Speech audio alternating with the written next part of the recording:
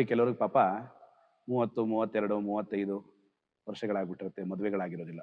ನೋಡೋಕೆ ಬಹಳ ಸುಂದರವಾಗಿರ್ತಾರೆ, ಜಾತಕ ಬಹಳ ಅದ್ಭುತವಾಗಿರುತ್ತೆ. ಜಾತಕದಲ್ಲಿ ಕೆಲವರಿಗೆ ಕುಜದೋಷ ಇರುತ್ತೆ, ಸರ್ಪದೋಷ ಇರುತ್ತೆ, ಅಥವಾ ದ್ವಿಕಳತ್ರ ಯೋಗ ಇರುತ್ತೆ. ಇನ್ನು ಕೆಲವರಿಗೆ ವಿವಾಹ ಪ್ರತಿಬಂಧಕ ದೋಷಗಳಿರುತ್ತೆ. ಇನ್ಯಾವುದೋ ಪೂರ್ವಾರ್ಜಿತವಾದಂತಹ ಪಿತೃಶಾಪ, ಗುರುಶಾಪ, ಸ್ತ್ರೀ ಶಾಪ ಅಥವಾ ಪ್ರೇತ ಬಾಧೆ ಇತ್ಯಾದಿಗಳಿಂದ ಬಳಲ್ತಿರ್ತಾರೆ. ಆದರೆ ಎಲ್ಲದಕ್ಕೂ ಪರಿಹಾರ ಮಾಡಿರ್ತಾರೆ, ಅವರಿಗೆ ಮದುವೆಗಳೇ ಆಗಿರುವುದಿಲ್ಲ. ಅಂಥವ್ರು ಏನು ಮಾಡಬೇಕು ಅಂದರೆ ಸ್ವಯಂವರ ಪಾರ್ವತಿ ನೋಡಿ, ಈ ಮಂತ್ರವನ್ನು ನೀವು ಗೂಗಲ್ ಮಾಡಿದ್ರೆ ಸಿಗುತ್ತೆ, ಇಲ್ಲಾಂದ್ರೆ ಬೇಕಾದ್ರೆ ಬರ್ಕೋಬಹುದು.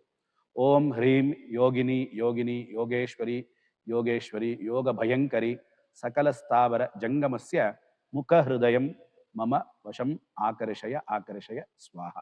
ಈ ಮಂತ್ರವನ್ನ ನೋಡಿ ಉತ್ತರ ಅಭಿಮುಖವಾಗಿ ಕುತ್ಕೋಬೇಕು. ಉತ್ತರಕ್ಕೆ ಮುಖ ಮಾಡಿ ಕುತ್ಕೊಂಡು ಕನಿಷ್ಠ ಒಂದು 48 ದಿನ ಜಪ ಮಾಡಬೇಕು. ನೋಡಿ, ಈ ಮಂತ್ರವನ್ನ ಒಂದು ಹಳದಿ ಬಟ್ಟೆಯಲ್ಲಿ ಕೆಂಪು ಬಣ್ಣದ ಪೆನ್ನಿನಿಂದ ಬರ್ಕೋಬೇಕು.